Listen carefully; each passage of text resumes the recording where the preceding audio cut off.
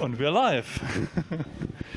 So now I'm here with Felix from the Tuesday Nightmachines, who has been the first really, I think you are actually the first account on the forum.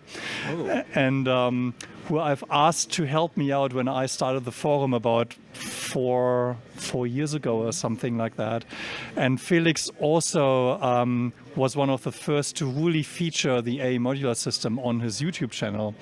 And so I thought we meet like once every 3 years or something like that. So I'm really happy to have Felix here in front of the camera and interview him to maybe just hear a little bit of your journey of how you got to AE Modular. You were really instrumental in the community. I drove a lot of the discussions there and the ideas and really push it forward. And just want to give you a forum to, just recount where it all went for you and maybe where it's going for you. Yeah. Cool, yeah. Thanks. Good to see you, of course. Like you said, like the last time we met was before the pandemic. Yes. So very long time ago. And yeah, actually this year I really just came for the community. Like, I mean, there's been new announcements for AE Modular, new modules and new concepts there and third-party developers and stuff.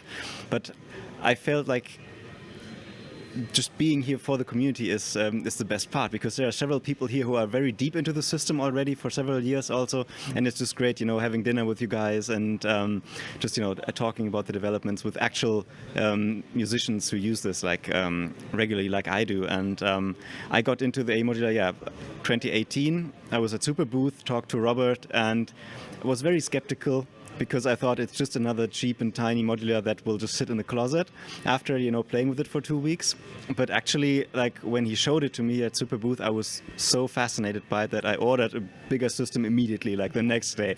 And ever since, I've been dismantling my Eurorack systems. I've had a Surge. I don't have that anymore. It's because the AE Modular is really has grown so much and is so mature. And I think Robert just told me at the booth that they have over 80 modules, or even 90 or hundreds? 90 modules, including the third-party developers. Right, yeah. And I mean, that's mind-boggling. Like 4 years ago, it was like, we have the basics, analog VCO and stuff.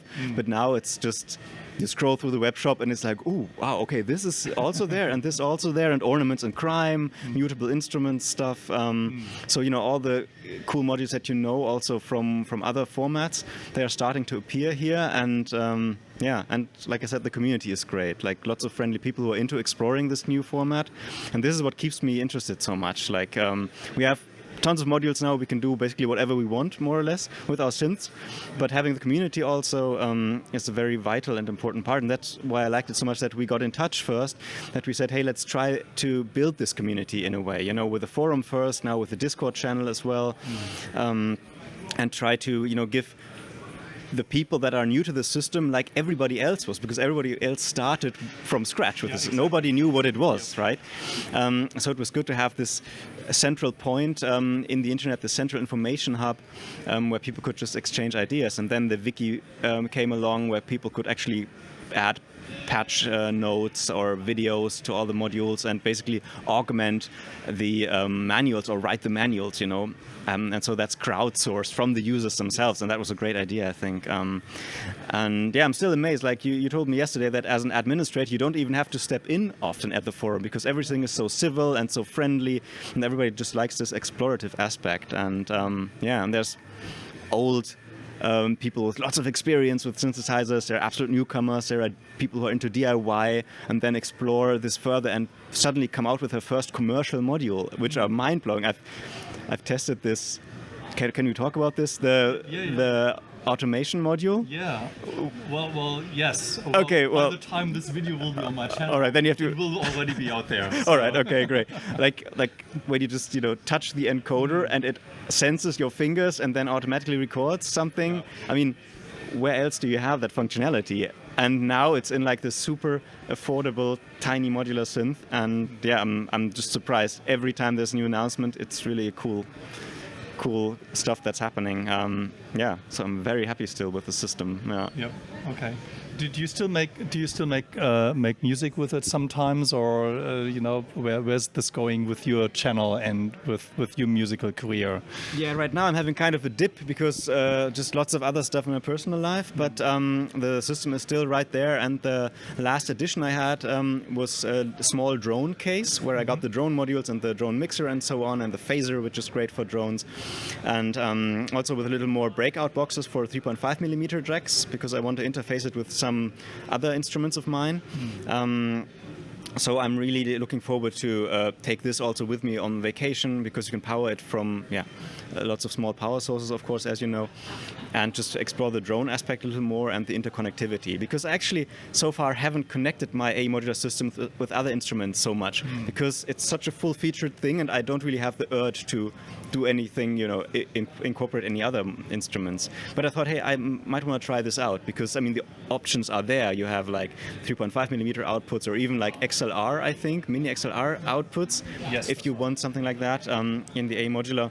So yeah, the possibilities are pretty mind-blowing nowadays, especially. So yeah, that's my plan really, to explore the drone thing, to maybe come up with some more small case configurations. So that, because the big case for me, I can't take this with me anymore because it's just huge. But having a small case is really nice, and I need to look into that some more. Yeah. Yeah, there's actually a lot of discussion about, how do you place your modules in your case, and a big case, small case, medium case, many small cases, and so on. So that's actually something that was a discussion that wasn't really a thing back then, but now people have humongous systems, right? I mean, there are people that have like 6 or 12 rows of modules, and it's becoming a real issue. Where do you put all these modules? Exactly, yeah. So that these kinds of discussions are really fun on the forum. And I mean, it's good that with the current case designs, you can daisy chain them so easily. Yeah. So you still often need one power supply for the whole system, or maybe 2, depending on how huge it gets, right? But I think that's really nice to have like the possibility to not have one huge case, but several smaller ones that you just connect with each other, and then everything is shared between the cases. So I'm kind of thinking maybe my next case purchases will be a lot of small cases, and then just putting some individual configurations in them. And if I want them all together, I just connect them. And if I just want to take one on the road, I'll just do that. So yeah, I'm kind of thinking in those directions really. To be more portable, be more outside, with a power bank, and make music there, and not just in the dark studio. But that's a personal thing because I always spend so much time in the dark anyway with my job and so on. So yeah. So you were actually one of the first people that really made their own modules. I remember you had some really, funky designs, with really nice drawings on it and some really crazy ideas. But you always ever made them only for yourself. Now, are you inspired by what Zeno is doing, and Tom's and John and so on? Will there be a Tuesday Nightmachines module somewhere in the future? Yeah, I mean, we thought about this already with Robert a while ago.